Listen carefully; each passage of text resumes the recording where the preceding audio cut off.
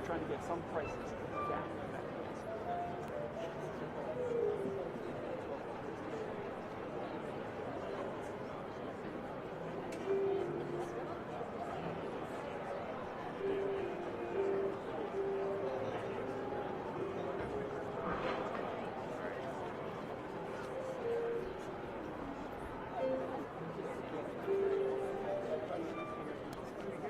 Yeah, we're switching. Yeah. I'm going out the street.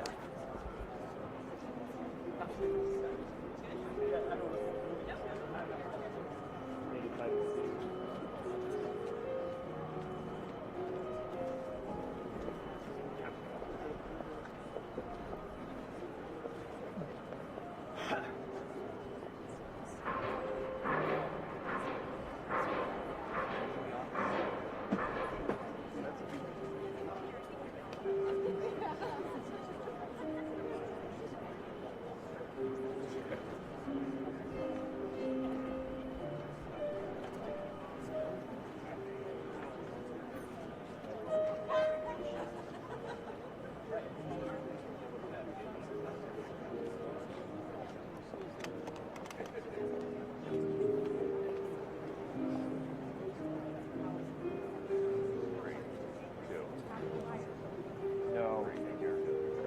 Folks here at the White House say this is the most transparent administration in history. And that apparently also applies to the most news cycle turns from seditious to delicious.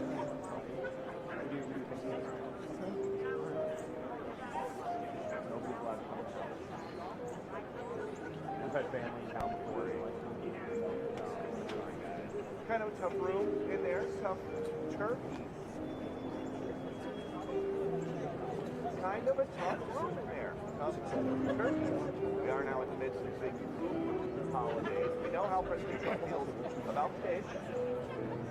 One was created, one was well, the voting. And we know how the president feels about red meat.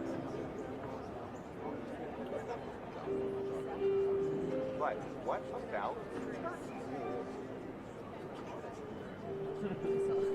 So surprised. Controversial one history. Tough on turkey. Richard Nixon, Patty Hearst, Wago, all got presidential parties, but none of them got to stay at the fancy Willard Hotel across the street the night before their presidential party, like Waddle and Goblin.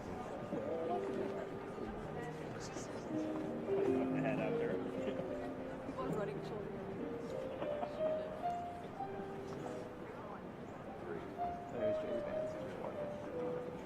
The most famous pardon for the last president, most of the Biden family, didn't come until his last day in office. Maybe Hunter Biden was more of a black sheep, because these turkeys only had to wait 10 months into the president's term.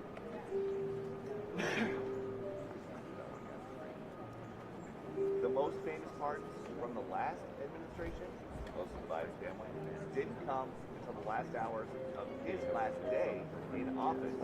Maybe Hunter Biden was more of a black sheep, because these turkeys only had to wait 10 months into President Trump's term.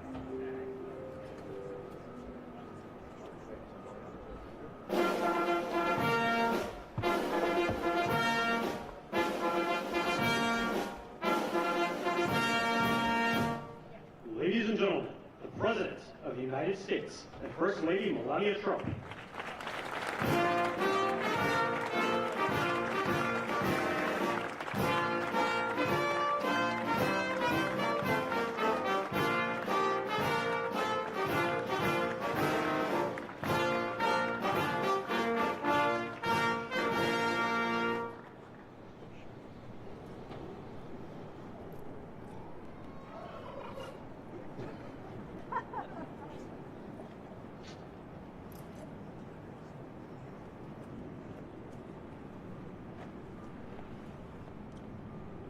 Thank you very much, and I hope you like our new beautiful patio with matching stone to the White House. If this were grass today, you'd be sinking into the mud like they've done for many years, and you would be very unhappy. Please, thank you very much. This was a big day. It's a department day. for a very important beast. On behalf of the First Lady and the entire Trump family, I want to wish all Americans a very, very happy Thanksgiving. It's a great time of the year, and our country is doing really well, economically, like we've never done before. Today, we continue a time-honored American tradition. Well, that's a well-trained turkey. See how happy he is? In a few moments, I will grant a full, absolute, and unconditional presidential pardon to two handsome Thanksgiving turkeys, and this is their lucky day. This is a lucky day for them. But before going any further, I want to make an important announcement, because you remember last year, after a thorough and very rigorous investigation by Pam Bondi and all of the people at the Department of Justice, the FBI, the CIA, the White House Counsel's Office, and the Department of Everything. We have a Department of Everything. You know what that is? I think that's called the White House. Into a terrible situation caused by a man named Sleepy Joe Biden. He used an auto pen last year for the turkey's pardon. So I have the official duty to determine, and I have determined, that last year's turkey pardons are totally invalid. As are the pardons of about every other person that was pardoned, other than, where's Hunter? No, Hunter's was good. That was the one pardon, Pam, that was good, right? The rest of them are all invalid. I don't know what the hell you're going to do about that, but that's, now we're going to take a little of the joking. That is a mess. But they're hereby null and void. The turkeys known as Peach and Blossom last year have been located, and they were on their way to be processed. In other words, to be killed. But I've stopped that journey, and I am officially pardoning them, and they will not be served for Thanksgiving dinner. We saved them in the nick of time. This one has plenty of time, but they were saved in the nick of time. We're thrilled to be joined today by Vice President J.D. Vance, Second Lady Usha Vance, their daughter Mirabelle, and along with Attorney General Pam Bondi, Secretaries Marco Rubio, Scott Bessent, Pete Hegseth, Brooke Rollins, Howard Lutnick, Linda McMahon, Scott Turner, Administrator Lee Zeldin, who's done a great job. A nuclear power plant gets approved in less than a week. Okay? I'm only kidding, but pretty close to that. And we have more. Where's Lee? Stand up, Lee. One of my great superstars. Thank you. It used to take 20 years before you got rejected when you put in an application. Now we're doing them in a matter of weeks, right? And that's why we have the biggest plants anywhere in the world. We're leading in AI. We're leading in everything. Our auto plants are pouring back into our country. Where do you see the jobs coming with them? But many of them are under construction, but Lee's done a great job in getting those approvals. I appreciate it very much. FBI Director Kash Patel has been very busy doing a great job. Also, thank you, Kash. Along with members of, see, you got to follow it, Kash. Along with members of Congress, and in particular, I want to mention Jason Smith and David Rozier. Where are those two guys? Come on, stand up, fellas. What good people. Jason knows more about the tax code than any living human being. He knows so much, we don't even want to hear about it, right? Too complicated. We're going to make it a simpler code. But we did in the great big beautiful bill. It was just passed. Your imprints all over that, and it's amazing. The biggest tax cuts in the history of our country for middle-income people. The biggest tax cuts in the history of our country for middle-income people, and the biggest jobs bill ever passed. And nobody thought we could get that one done. I'm glad. And we actually put 4 years, actually probably 8 or 10 years, but we put 4 years worth of material into one great, big, beautiful bill. So that worked out very well, and I want to thank everybody for working on it. JD, that was a great, we were going to do it in small bills. We're going to have 18 bills and do it along the process. I'm glad, Scott, that we got it done, because dealing with these Democrats, I think that was all one shot. But we have it all in one great, big, beautiful bill. Thanks as well to the chairman of the National Turkey Federation and the CEO of Butterball. That's a big deal. Jay Jandren. Where's Jay? Thank you. Stand up, Jay. Thank you very much. Along with his wife Leslie and their 3 children, as well as the farmer who raised these 2 magnificent birds, Travis Pittman and Wayne County, North Carolina. I won Wayne County by a lot. That means you had to vote for Trump, I think. I won by 92%. I like Wayne County. They're doing all right, right? And this is like a record-setting turkey that's going to be saved. The turkeys being pardoned today go by the names of Gobble and Waddle. When I first saw their pictures, I thought we should send them, well, I shouldn't say this. I was going to call them Chuck and Nancy. But then I realized I wouldn't be pardoning them. I would never pardon those 2 people. I wouldn't pardon them. I wouldn't care what Melania told me. Darling, I think it would be a nice thing to do. I won't do it, darling. These are 2 of the largest turkeys ever presented to an American president, over 50 pounds each. It's the largest we've ever had. And those are big turkeys. Are they as good as the normal-sized turkey? Better or as good? Do they tend to be a little fatty, maybe? No, he said no. He knows the turkey business. Anyway, despite their size, Secretary Kennedy has formally certified that these are the first ever Maha turkeys. I don't know if I agree with that. These are Maha. In other words, they could be fat, but they're still Maha. They've been fattened on a steady diet of grass, beef, to allow the smoothies and all of the other things that they've been eating for this occasion. This was a really big occasion. But they've eaten every fattening food that you can eat. We wanted to really make them special, and they really are. They're like record-setting. I've never seen a turkey that big before. Are they violent at all? Will they attack as I walk over? Because if they were, I'll stay right up here. But as you know, we're a tough-on-crime administration. We are tough on crime. You know, our border had 0 people coming in for the last 7 months, right? 0. I mean, even I find that hard to believe to me. They had millions and millions of people pour into our border, from prisons, from mental institutions, gang members, drug dealers. They poured in to our country like we were stupid people. We're not stupid people anymore. But nobody's ever seen anything. The job that they've done on the Talmud, Christy Noam, the whole group, the job they've done on the border is almost like a miracle. We have, and the people that make these statistics have said 0. They've said 0 for the last 7 months. I can't, it has to be like a few people got in, but they say 0. And they're radical left Democrats to do the scoring. So I can't imagine they did that for us. The truth is, we have no people coming into our country illegally. It's an amazing statistic, and I'm very proud of it. And we have the most people working in the United States today, by far, than we ever had in the history of our country. So those are all good numbers. But instead of pardon, some of my more enthusiastic staffers were already drafting the paperwork to ship Gobble and Waddle straight to the terrorist confinement center in El Salvador.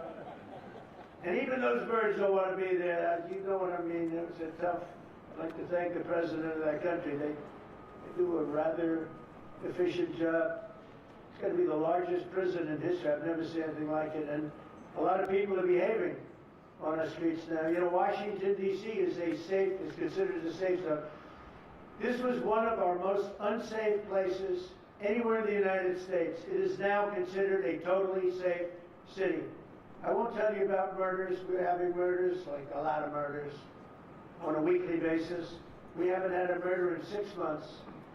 And it doesn't sound good even to say that. We haven't had a murder in 6 months. But when you are averaging 1 and even sometimes 2 a week, and you haven't had 1 in 6 months, you can walk with your family down the middle of any street, go to a restaurant, you won't get in. They're opening new restaurants all over, and it's really been a beautiful thing to see. So Washington, D.C. is now a totally safe city, and a year ago it was a criminal mess. We removed past 1,700 people, career criminals, and people that came to this city from Venezuela and many other places. They were let out of prisons and they came here. There were Tren de Aragua, a lot of Tren de Aragua, that's from Venezuela. And we got them all the hell out of our country, or they're in prisons now. And you can walk down any street in Washington and you're going to be just fine. And I want to thank the National Guard. I want to thank Pete Hegseth. The job you've done here is incredible. And I hear you having the same kind of success in Memphis, Tennessee. We had an even worse situation. And Memphis crime is down 64% in 3 weeks. And by the time you have 4 or 5 weeks, you can have it down almost where there won't be crime. And we could do that in Chicago, by the way, if they would let us. If the mayor was a low IQ person, but he should understand this is a very serious thing. You saw all the crime that took place last night, the night before. The woman with the burning, they burned the woman. They'll be talking about that now. They burned this beautiful woman riding in a train. A man was arrested 72 times. 72 times, think of that. And they'll let him out again. The liberal judges will let him out again. But we're ready to go. You know, we've been moving toward Chicago. We have a governor that thinks it's wonderful that only like 7 people were killed this week. But we are moving toward doing it. We're gonna, if crime gets, it's horrible what's happening in Chicago. We could make Chicago a safe city in a period of 4 weeks. In a period of 8 weeks, 9 weeks, 10 weeks, it would be totally safe. And the people of Chicago want us to go there. And if you look at the crime that's taken place in Chicago in the last 2 weeks, just take a look. It's on the front page of every newspaper. It's out of control. The mayor is incompetent, and the governor is a big fat slob. He ought to invite us in, say, please make Chicago safe. We're going to lose a great city if we don't do it quickly. Make Chicago, we'll do the same thing as we did in D.C., the same thing as we did everywhere we've gone. It's become almost instantly safe. And I want to do it in Chicago. So Governor Pritzker, if you're listening, let's get your act together. Invite us in. We're going to make your place so safe. You're not going to have these crimes that are making the newspapers and the front page of every newspaper and television story, news story. We'll make Chicago a safe place very quickly. I looked at the various cases, granting mercy, discovering that the terrible trauma that everyone's going through. And I had a little bit of a Pritzker joke. I was going to talk about Pritzker in size, but when I talk about Pritzker, I get angry because he's not letting us do the job. So I'm not going to tell my Pritzker joke. I have a very cute little joke, you know. Some speechwriter wrote some joke about his weight. But I would never want to talk about his weight. I don't talk about people being fat. I refuse to talk about the fact that he's a fat slob. I don't mention it. On a more serious note, as we gather around the dinner table, I'd like to lose a few pounds too, by the way. And I'm not going to lose it on Thanksgiving, I can tell you that. Because I'm going to have a turkey, but it's not going to be that one. I hope all Americans will have the chance to enjoy the fellowship of family and friends and renew our faith in God's providence. 1 year ago, we were a dead country 1 year ago. The King of Saudi Arabia said it to me. He said it to me actually 4 months ago when I was in Saudi Arabia, Qatar, UAE. He said, you know, 1 year ago, the United States was a dead country, and now you've got the hottest country anywhere in the world. We're the hottest country. We have $18 trillion being invested as of now. We're not even close to being 1 year. The most ever was $2 trillion for a certain country I won't name when during the last administration. In 4 years, they had less than $1 trillion being invested in the country. In 9 months, we have over $18 trillion. It's a number that nobody has ever even thought possible. And that's in building plants and building so many things, investments in our country. Nobody's ever seen anything like it. But we have more people working. We have more people praying. The churches are coming back. I don't know if you've been reading that story, but religion is coming back to America. Some people say, oh, why would you mention that? To me, that's a big deal. And this Thanksgiving, we're also making incredible strides to make America affordable again. Walmart announced that the cost of their standard Thanksgiving meal is 25% lower than just 1 year ago. That's a big deal. According to the USDA, the price of Thanksgiving turkey is down 33% from its Biden era highs. Potatoes are down 13%. Ham is down 15% compared to last Thanksgiving. So we are down to a level that we haven't seen in a long time. Egg prices are down 86% since March, and gasoline will soon be hovering around $2 a gallon. Under our leadership, we passed the largest tax cuts in history, the largest spending cuts in history, the largest regulation cuts in history, and we have fully secured our southern border. I've also ended 8 wars in 9 months, and we're working on that final war. It's not easy, but I don't know. I think we're going to get there. 25,000 soldiers, Ukraine, Russia. In the last month, 25,000 soldiers have died. So I think we're getting very close to a deal. We'll find out. I thought that one would have been gone quicker. We did 8. I thought that would have been an easier one, but I think we're making progress. In less than 1 year, we've accomplished more than most other administrations have accomplished in 8 years. And this is a very special Thanksgiving. We thank God for His many blessings and the great success that this country has seen in this short period of time.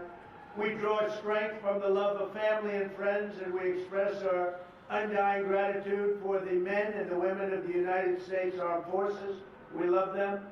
We pray that peace and prosperity will continue to bless our land, and together we'll really just keep this great drive going to make America great again. MAGA, I think it's the greatest expression in the history of politics.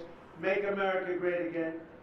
So once again, Melania, thank you for doing such a great job and being such a great First Lady. And now let's go and give Gobble, Waddle.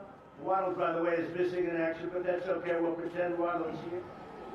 The gift that they've been waiting for. And I'll move over and I will just say very nicely, Gobble, your pardon. Come on, let's say it in front of Gobble. Thank you very much, everybody.